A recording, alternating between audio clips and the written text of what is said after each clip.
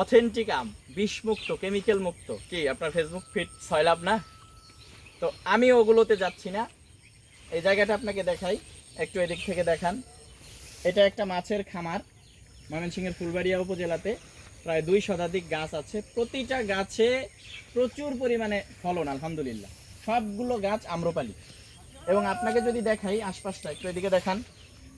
পুরো ধান ক্ষেত, বিশাল এরিয়া, জনমানবহীন। তার মাঝখানে এই জমিটা।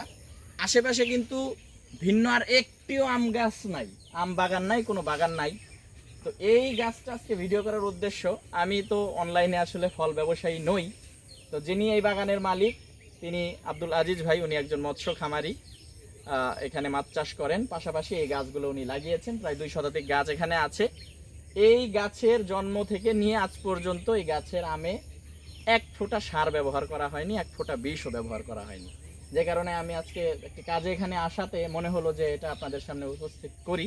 এবং এই ফলমূলগুলো উনি প্রপার ব্যবস্থাপনা করতে পারেন না, অনেকেই বাচ্চারা নষ্ট করে, পাখিরা খেয়ে ফেলে।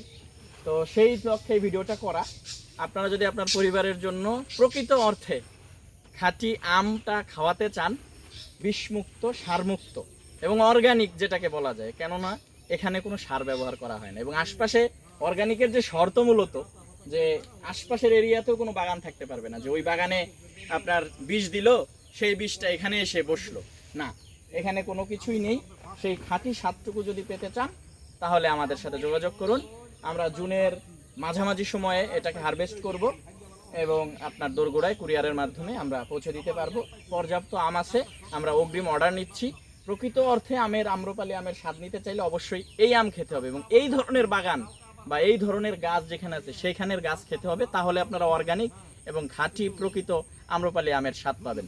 তো আমরা কথা বলবো আমাদের ময়মনসিংহ জেলা জমিয়তে আহলে হাদিসের সম্মানিত কোষাধ্যক্ষ, সুযোগ্য কোষাধ্যক্ষ জনাব আব্দুল আজিজ ভাইয়ের সাথে। তো আজিজ ভাই, আপনার এখানে আম গাছ কতগুলো? আমার এখানে প্রায় 200-র মতো আম গাছ আছে।